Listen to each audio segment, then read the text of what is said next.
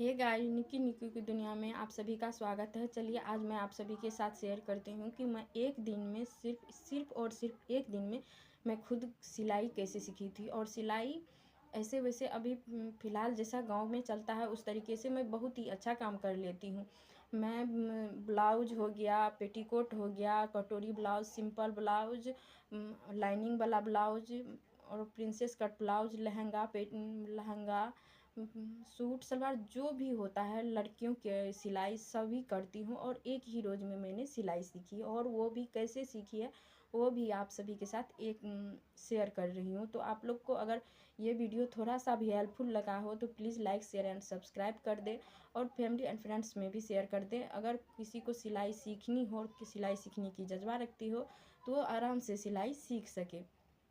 तो मैं ऐसे ही ब्लाउज का मेरी मम्मी ब्लाउज जब सिलवाने के लिए जाती थी तो ब्लाउज का कितना भी अच्छा आप कपड़ा दे दो, कितना भी आप सिलाई वाला जो नाप होता है वो अच्छा दे दो, पर सिलाई वो हर हमेशा क्या करती थी, मेरी मम्मी का ब्लाउज छोटा ही कर देती थी। जो कि यहाँ से मेरी मम्मी अभी फ़िलहाल में पहनती है 14 इंच का, और कितना भी लंबा उसको ब्लाउज दे देते थे। वो क्या करती थी, ऐसे करके 12 इंच का ब्लाउज बना देती थी, 2 इंच छोटा। तो सोच सकते हो 2 इंच छोटा जब ब्लाउज बनेगा तो कितना ख़राब लगेगा। और कितना महंगा, सभी महंगा ब्लाउज का कपड़ा देते थे, सबको बर्बाद करके रख देती थी। मैं सोचती थी कि इतना महंगा ब्लाउज और इतना महंगा सिलाई भी लेती है और बर्बाद कर देती है, तो ऐसे तो काम नहीं होगा। तो मेरे मन में आया कि मैं सिलाई सीखूं। तो एक से बोली, मैं तो वो बोली क्या आप सिलाई सीख के क्या करोगे, आप अपना काम करो। तो वहाँ से मैं टूट चुकी थी, तो मैं दूसरे जगह मैं अपनी भाभी के पास गई हुई थी। तो भाभी को बोले तो भाभी ऐसे ही मजाक में 1-2 दिन ऐसे करके हटा दिया। तो मैं तीसरे रोज़ मैं भाभी से भी बोली कि मेरे को सीखना है, आप अगर सिखाओगे तो प्लीज़ बता दो, नहीं सिखाओगे तो वो भी बता दो। तो भाभी हंसते हुए बोली कि हाँ सिखाऊंगी, क्यों नहीं सिखाऊंगी। तो उसके पास गए तो उसका जो सिलाई का मशीन था वो टूटा हुआ था, जो कि पैडल से जॉइंट होता है एक रड के साथ, वो रड टूटा हुआ था। फिर भी मैंने उससे बोला कि आप हमको दो एक बार सिर्फ मशीन चलाने के लिए। तो मैं उसके पास गई, यानी 2 रोज़ तो ऐसे वेस्ट करके समय चली आई थी। तो तीसरे रोज़ मैंने सिलाई मशीन को चलाया। तो चलाया तो पैर तो बहुत ज़्यादा दर्द कर रहा था। तो फिर क्या किया, मैंने भाभी को बोला कि मेरे को ब्लाउज और पेटीकोट कटिंग करने के लिए दो। तो मैं यहाँ घर से ही कपड़ा ले कर के गई थी पेटीकोट का और ब्लाउज का। तो मैं उस पर तो कटिंग नहीं की। तो मैं, आप लोग सुन के भी हंसोगे कि ये सीखी तो किस चीज़ पे सीखी। मैं क्या की, तब एक बेड शीट ले गई थी। तो बेड शीट का मैंने पेटीकोट कटिंग किया, बेड शीट का, पुराने बेड शीट का, और बेड शीट का ब्लाउज कटिंग किया। तो मैंने 2 ब्लाउज उस रोज़ कटिंग की हुई थी। और जब मैं सिलाई मशीन पे बैठी सिलाई करने के लिए, तो भाभी का मशीन तो टूटा हुआ था। तो वहाँ पे मैं सिलाई करने के लिए बैठी तो वो बार बार वो टूट रहा था, और नया बंदा एक ही रोज़ सीखने के लिए आया है, वो भी बार बार ठीक करके चला रहा हो, तो ऐसे में तो होगा नहीं। तो मैंने मुझे भाभी ने एक ब्लाउज और एक पेटीकोट कटिंग करके दे दिया था। तो मैं घर आई, शाम हो गया था, मैं 12-1 बजे के आसपास गई हुई थी भाभी के पास।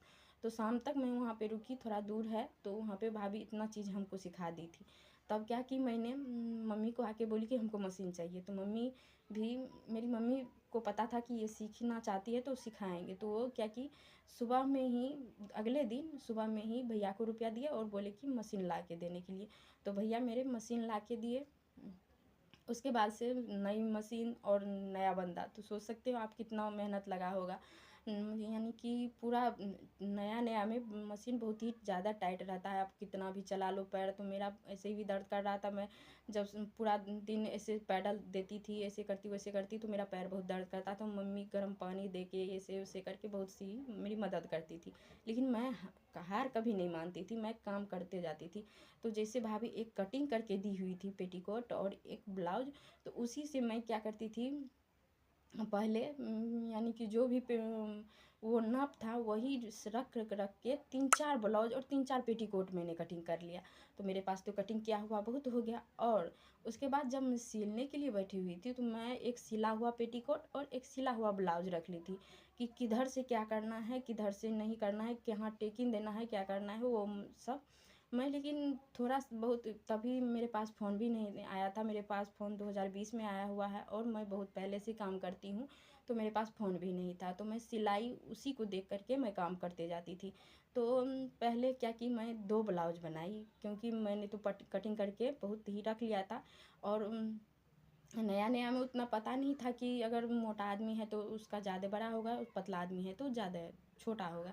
तो मैं सेम एक ही नाप के, मम्मी के ही नाप के मैं मम्मी के लिए बनाई, और उसी ब्लाउज को मैं बना के थोड़ा सा ज़्यादा फिटिंग करके मैं एक मम्मी को पहनने के लिए दी और एक उस भाभी को पहनने के लिए दी।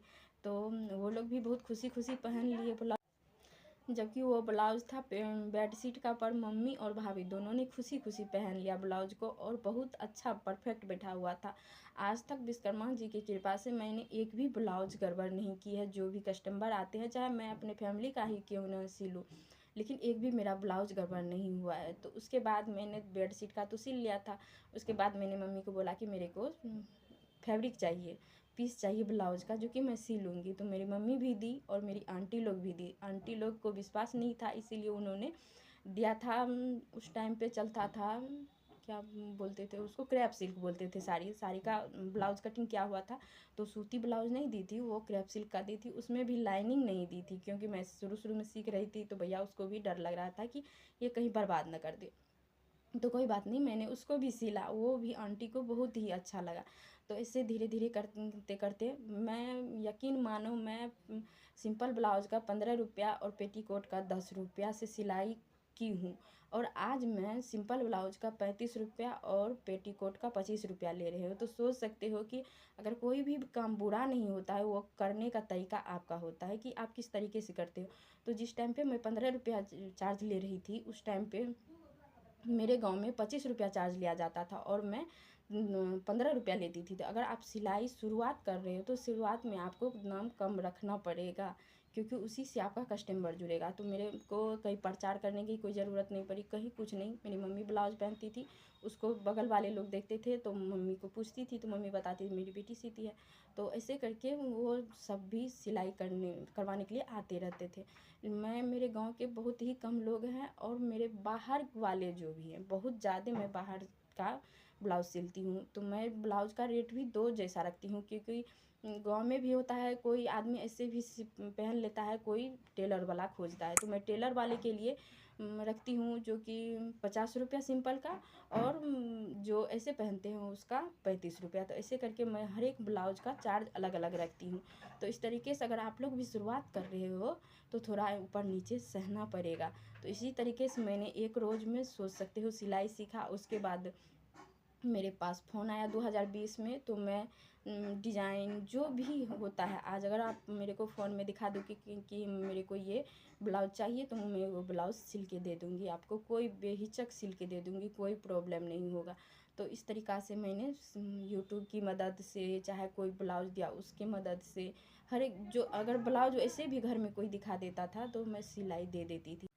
तो ये तो हो गया कि मैं सिंपल ब्लाउज कटिंग कर रही थी, पेटीकोट कटिंग कर रही थी। तो आप अगर सिलाई करते हो, तो आपको हर एक तरीक़ा का सिलाई करना पड़ेगा। पेटीकोट भी आता है, एक आता है 4 कली का, एक आता है 6 कली का। ब्लाउज में भी आता है कि एक सिंपल आता है, कटोरी, princess cut, A to Z आता है। तो हम तो सीखे हुए थे एक दिन में, तो हमको तो और सीखना पड़ेगा। तो हम कुछ दिन तक ऐसे ही सिंपल काम किए हुए थे। अब बात आती है कि कटोरी ब्लाउज़ का। तो कटोरी ब्लाउज़ सीखने के लिए मैंने बहुत आदमी से पूछा, बहुत आदमी से भी बोला कि हमको सिखा दो सिखा दो। किसी ने नहीं सिखाया, किसी ने नहीं बताया, कोई मदद नहीं की।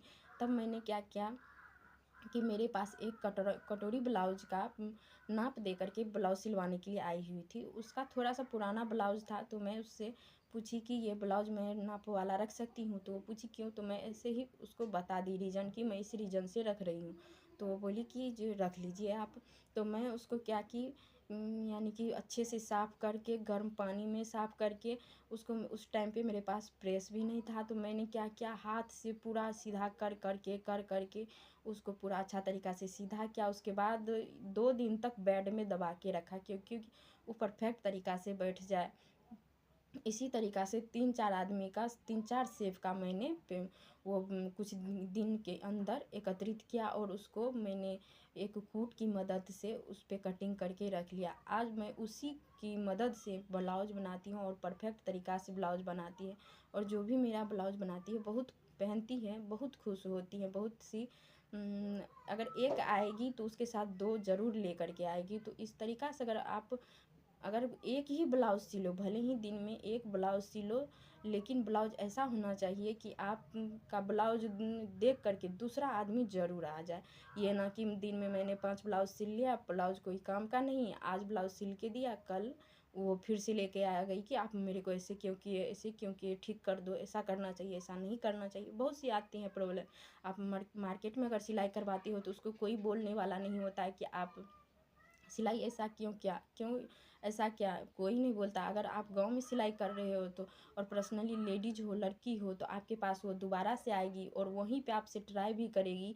अगर नीचे ऊपर हो गया तो उसको खोलना पड़ेगा, ठीक करना पड़ेगा। उसमें भी अगर चार्ज जो भी लेते हो तो 5-10 रुपया तो अब बिल्कुल ही कम करके देगी। तो गांव में बहुत दिक्कत होता है, फिर भी अगर घर बैठने से अच्छा तो है कि 2 रुपया कमाना। तो इसीलिए अगर मेरा ये वीडियो आप सभी को थोड़ा भी पसंद आया हो तो आप लोग please like share and subscribe करें, अगर पसंद आए तो अगर मेरा इस तरीक़ा से काम करना आप सभी को पसंद आया हो, तो अगर आप लोग भी कोई भी काम करने हैं चाहते हो तो काम करने के लिए कोई दिक्कत नहीं है। बस आप लोग थोड़ा सा धैर्य बना के रखें और यानी कि अगर कोई भी काम करते हो तो उस पे आप लोग दिमाग लगाते रहो कि मैं कैसे करूँ, क्या करूँ, नहीं करूँ, ऐसे करने से क्या होगा, नहीं होगा। तो मैं अगर काम करना शुरू की थी तो मैं बहुत सारा दिमाग लगाती रहती थी कि हमको ऐसा करना है, वैसा करना है, ऐसे करेंगे तो ऐसा होगा, वैसे करेंगे तो वैसा होगा, बहुत सारा। तो इसी तरीक़ा से मैंने एक रोज़ सिर्फ सिलाई सीख के और इतना दूर तक आ सकती हूँ, तो आप लोग क्यों नहीं आ सकते हो। आज मैं यूट्यूब पे 2-2 चैनल बना के रखी हूँ, घर में सिलाई करती हूँ, अकेले सब कुछ मैनेज करती हूँ। तो मैं कर सकती हूँ, आप लोग क्यों नहीं, आप लोग भी करो। तो इसी तरीके के वीडियो मैं फिर से लेकर के आऊँगी और मैं मिलती हूँ नेक्स्ट ब्लॉग में। तब तक के लिए आप सभी को राधे राधे।